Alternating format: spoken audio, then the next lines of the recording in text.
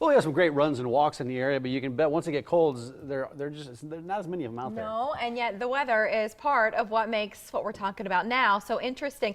But so does the theme. They've won an award for that. Yeah, here to spread the word about the Jingle Bell Run and Walk, Marcia Puccioni and Chris Tucker. Good to see all of you this morning. Hi, Good, welcome. great, thank Well, you. a good Italian knows how to say the name I'm properly, so right? proud. Good to see you guys. I So was worried. what's planned for this event? Well, it happens on December 12th, and we have all kinds of activities. There's a 5K, there's a 10K, there's a reindeer dash for the kids, there's timed, untimed, a walk. I mean, there's everything. Yes, costumes galore. Yes. So what was it about this event as we're talking about it and that it won an award for the theme? Because there are some cool ones around, but what is so special Well, about this one? First of all, we run in December because, you know, that's kind of crazy. Right. So it's a signature event throughout the country, so it happens around the same, about a month's time span Got throughout it. the organization.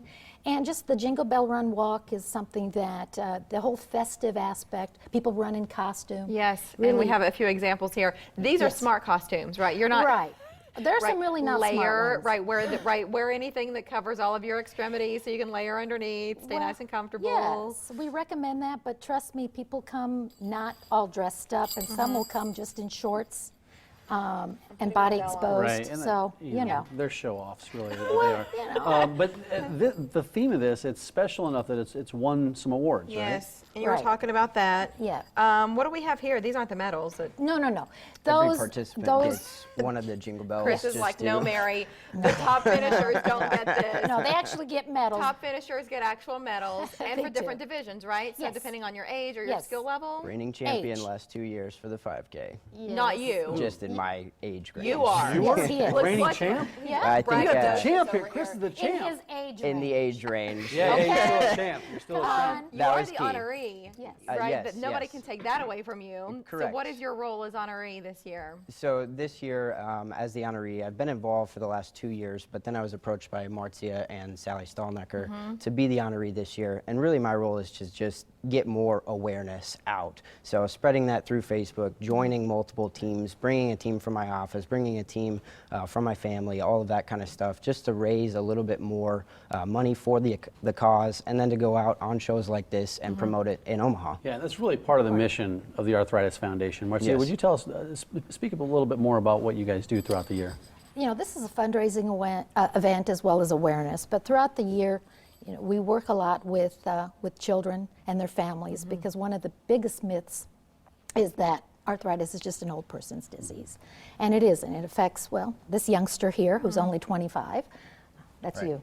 And kids, you know, our other honoree, Hudson, is only 2 years old. And so part of it is helping families with support, helping adults. You know, there are 50 million adults in this country and 300,000 children. So it's really important that we help them with their quality of life. We also fund an awful lot of research, hopefully for a cure, so I can work myself out of a job. Right. Yeah, That you'd would like be, that. Right, right. I would love You'd like that. that. We would do that. We all would. And in the meantime, you know, providing all kinds of mission and program-related services that help people, you know, cope with the disease day to day. Chris, would you share your experience? I mean, how old were you when you were diagnosed, and how did you know Sure. something was going on? Yes, absolutely. And if I could just expand a little bit, there are almost 100 different types of arthritis when you get down into it. And that was one of the things that I was completely ignorant on. I was always very active, played soccer for 10 years, you know, worked out a lot with my friends and pick up football games, all that kind of stuff. Yeah, normal kid.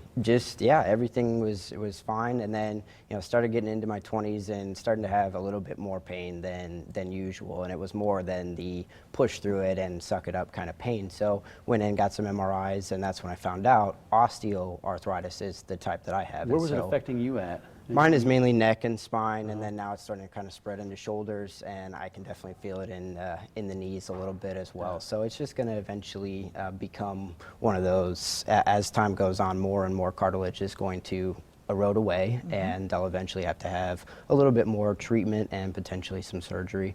But that's not anywhere near the level of juvenile rheumatoid arthritis or some of these other infectious arthritis that can cause problems with the immune system, and then also there are arthritises that will cause blindness. So my gosh. there are several ranges, there's very, very broad range of arthritis, and that's part of the mission here, is to educate people to understand, there are 5, 6, 7-year-olds out there that are going blind or that are having to be wheelchair bound because their joints are swelling up so much just from arthritis. So raising awareness about that and helping support the foundation so that we can eventually find a cure for those individuals and possibly me on the osteoarthritis side too. Yeah, that's the key of, with all this. But this is a fun event to help raise awareness and help to raise some money. How do people register? What's the best way to do that? They can go into the website.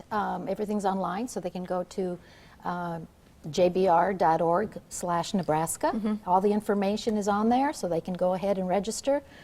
We want people to show up, have a good time, Yes. and understand that arthritis is really a very complicated disease. Get involved. You can do it on December 12th, and we appreciate both of you for being here today. Thank you really so nice much. to meet Thank you. you. Thanks Thank a lot. you. Champ, go get him again this year, all right?